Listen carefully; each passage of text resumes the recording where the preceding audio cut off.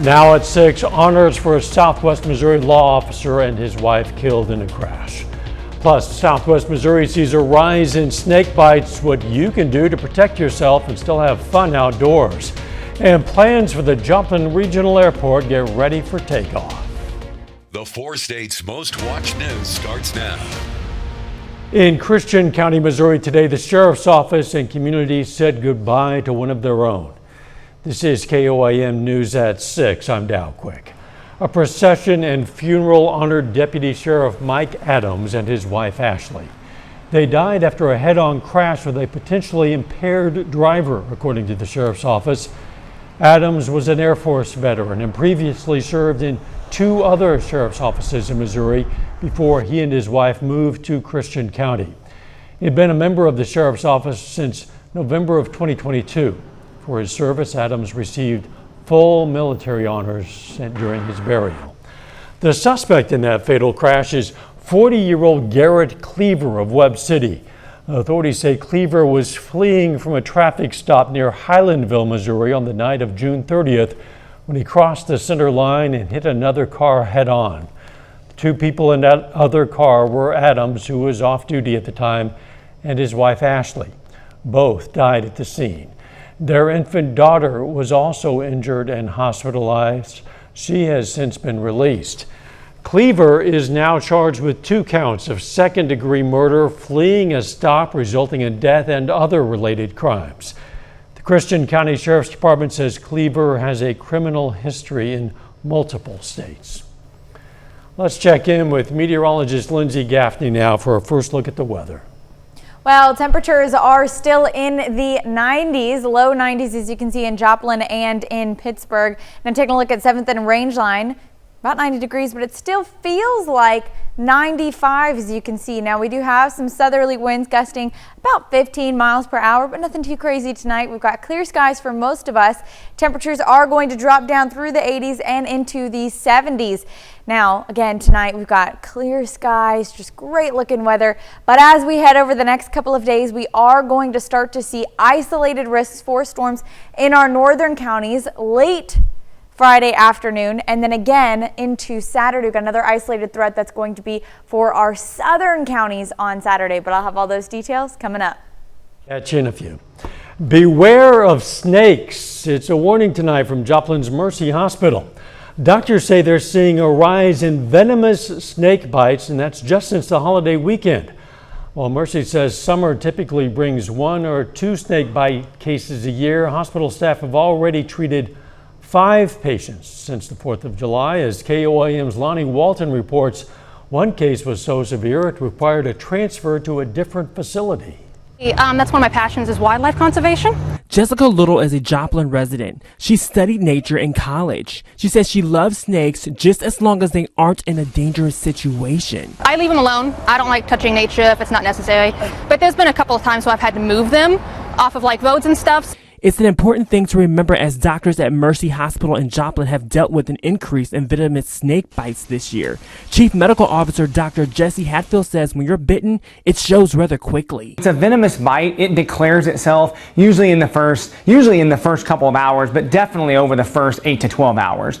Dr. Hatfield says it doesn't matter what snake bit you just need to know if it's venomous. He says there are signs. The swelling, the redness, the pain, it progresses in a way much different than a non-venomous bite. Dr. Hatfield says if you're bitten, there are things you should absolutely not do. Friction devices, no tourniquets, no devices to suck out the poison. I know you can buy them online. Don't do anything to slow circulation. So ice packs are not good. Don't bind the wounds up in any way. But what should you do?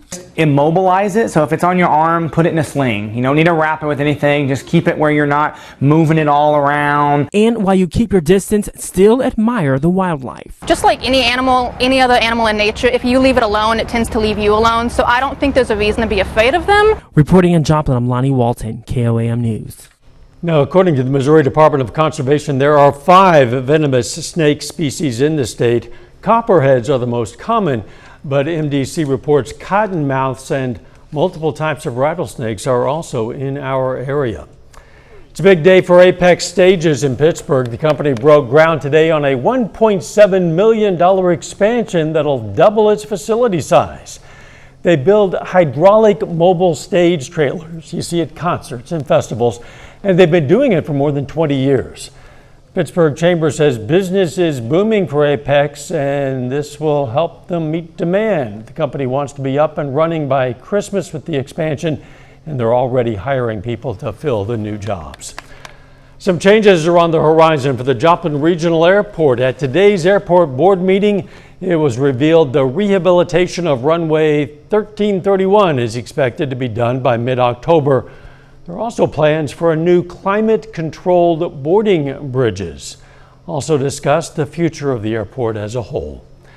Big changes are on the way to high school basketball tournaments in the Sunflower State. John Dales is going to have details for us coming up later in sports. Plus, it may be the off season, but these Carthage High School choir members are already warming up their pipes.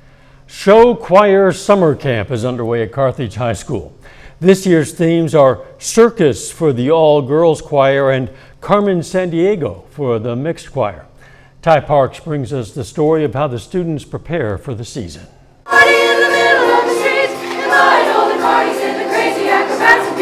People see it as music, which that's what we do. It's a lot of what we do, 100%, but it's also a community, it's a family, it's a safe place, and it just brings a sort of comfort that not a lot of things offer.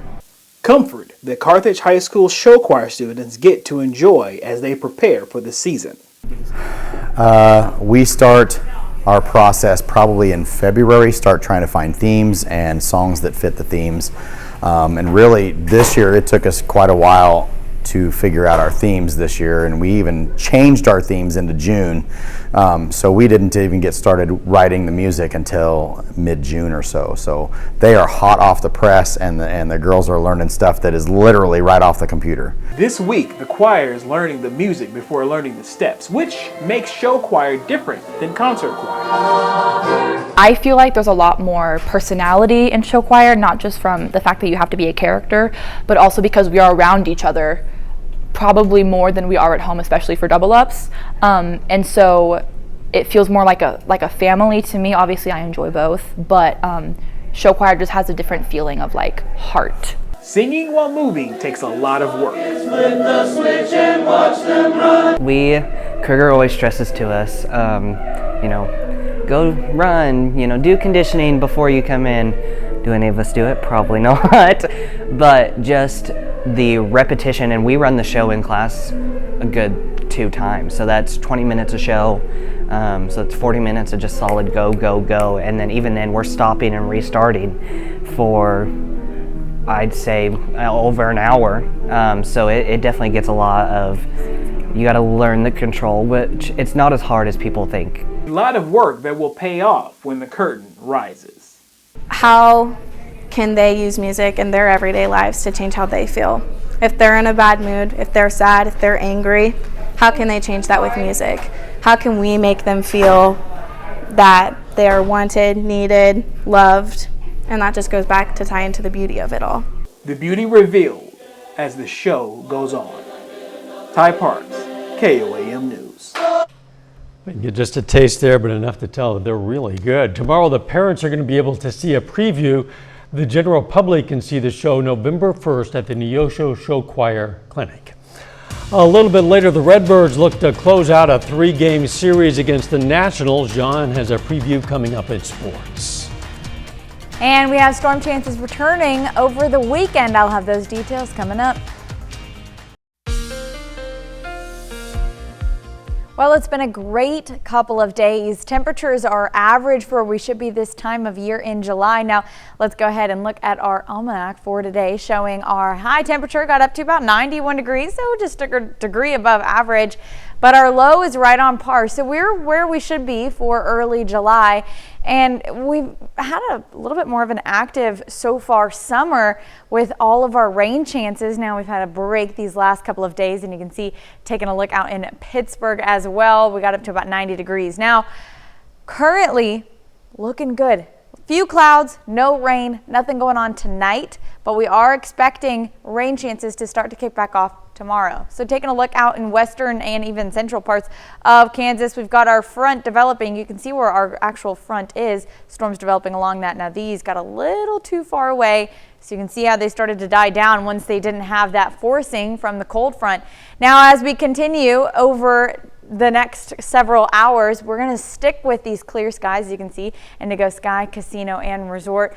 And as we head through tomorrow during the day, the same thing. It's going to be sunny. We're going to have these fair weather clouds, but overall sunny, hot, and windy, with winds picking up ahead of a front that's going to be moving in with gusts up to 20, 25 miles per hour.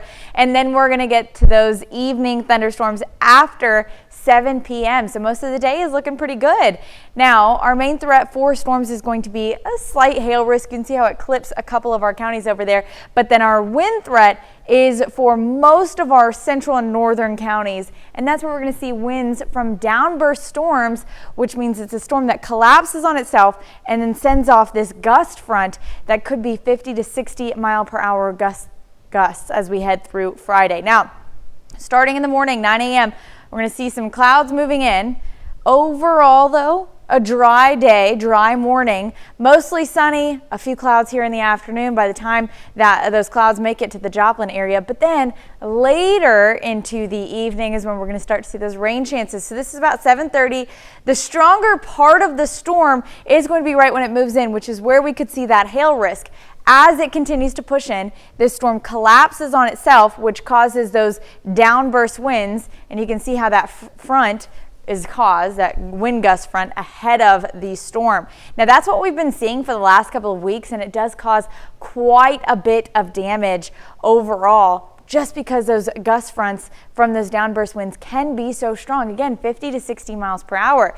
Now, that front will continue to pass through Saturday morning. We're going to get some rain chances throughout all of our counties through the morning hours, which drops our temperatures down from 92, 93 on Friday to the mid to upper 80s Saturday and Sunday. So overall, we are going to have a bit of a cooler weekend, but those rain chances do continue. Scattered thunderstorm chances on Saturday during the day, and then again Saturday night and into Sunday. That finally starts to clear out by Monday. Now you can see temperatures start to spike again on Tuesday, another round of rain on Wednesday, and then we're back into the mid to upper 80s for the second half of next work week. That really sounds nice, particularly in July in the 4 states, highs in the 80s. I'm looking forward to it. Yeah, it'll be welcome relief. Thanks, Lindsay. Still ahead, the Joplin Outlaws play their final games before the Fort Scott Series this weekend. And some changes are coming to Kansas high school basketball state tournaments next year. John Dales has those stories and more for us. It's coming up next in sports.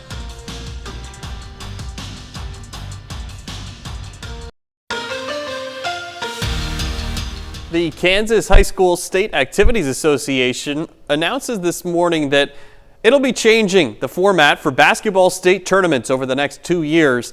Now, previously, each class had played the quarterfinals, semifinals, and state championship games at one location away from other classes. But in a press release today, Keisha announces that quarterfinal games will take place at 7 different locations across 5 separate cities. These won't be separated by class level. The venues are United Wireless Arena and Tony's Pizza Event Center in Salina, Maybe Arena in Kansas Wesleyan, Koch Arena at Wichita State, and Garvey Center at Friends University, along with White Auditorium in Emporia and the Kansas City, Kansas Community College Fieldhouse. What will be different is that the top 4 seeds from each class will be placed as close to home as possible in any of those 7 locations. So each class will not be playing in the same spot for the quarterfinal games. For the teams that make it to the semifinals and finals, those are, in fact, separated by class. With the exception of 1A Division I, who's all by itself in Dodge City, 2 classes will share a location in those semifinals and championship games, as you can see on your screen. According to Keisha, this is the first time since 1953 that state title games of multiple classes will be played in the same place. Switching over to summer collegiate baseball, the Joplin Outlaws had their game rained out last night down in Texas. That sets them up with a doubleheader against Piney Woods today. They get started early this afternoon, and the Outlaws, they take the first game of the doubleheader 8-3. This was only supposed to go 7 innings, but it goes to extras where Joplin scores 5 runs in the 8th to win it. Second end of the twin bill was just getting started. Joplin leads 3-0 in the second. Again, that score is not final. In the Mink League, the Nevada Griffins are in desperate need of a win. They've dropped 3 in a row in 10 of their last 11. Tonight, they hope to break out of that slump on the road. They face the Jefferson City Renegades. I'll update you on that score later tonight as well. And in Major League Baseball, Royals are off tonight. They just swept the Pirates at home. The Cardinals close out a 3-game series against the Nationals at home. Miles Michaelis is the expected starting pitcher for the Redbirds. He's been a bit shaky at Busch Stadium so far this year. Veteran right-hander is a 1-3 record with a 4.82 ERA in home games. This one just about 20 minutes away from starting up. I'll keep you updated on the score throughout the night. And the Oklahoma City Thunder front office has been on a roll recently. Right after winning the NBA Finals, last week they signed Shai Gilgeous-Alexander to a long-term contract extension. Then they did the same with Chet Holmgren yesterday. And today, ESPN reports that All-Star shooting guard Jalen Williams has agreed to a 5-year maximum rookie contract extension, which could reach up to $287 million. After becoming the second youngest team in NBA history to win a title, in just over a week, the Thunder have now locked up their pivotal pieces of their core, 3 of them. Their 24-year-old Williams joins 26-year-old SGA and 23-year-old Holmgren in being under contract through 2031. And that is music to the ears of Thunder's fans, that they know they've got their guys and they've got them for quite a while now. They could have a championship quality team for the foreseeable future, paying a lot of money to ensure that. We're going to say goodbye to a colleague in just a moment. Here's a look at what's coming up on KOAM News at 9 on Fox 14 tonight. Carthage is booming with new housing developments. Find out what's driving the recent growth. Plus, how a new Missouri law shields fraternity brothers who speak out against hazing. And the JPD makes a splash with their second pool party block party of the year. Those stories, a lot more, of course. It's coming up tonight, KOAM News at 9 on Fox 14. This was a pretty good day for a pool party because it's been pretty hot. Yes, it has been. We got up to the low 90s today, low to mid 90s on Friday, but then we have thunderstorm chances that start Friday evening and continue through the weekend. Thanks. It's always bittersweet when we have to say goodbye to a colleague, and I say that because you hate to lose good people, but on the other hand, you always wish your friends good luck as they pursue other ambitions and other opportunities. That's the case with John Dales tonight, our sports director for the past 2 years. Yeah. And he's moving on to pursue a new dream. We are going to miss you, but we wish you luck. I appreciate that. Yeah, it's been 2 years has flown by, really. And I think everybody that's worked with me here, it's made the last couple of years great. And I think everybody that has come up to me out in the field has said nice things to me. And just anybody that's been watching us for the past couple of years, it's been a lot of fun. I've loved covering all the teams in the area. I came here not knowing anything about the Gorillas, about the Lions, any of the teams in the area, and it's been a lot of fun covering the last couple of years. People have been watching you for the last couple of years will tell you, and they know that you've been a great addition to the team. We wish you well. Yeah. Thanks for joining us. We're going to see you right back here for KOAM News at 10. Let's make it a great evening.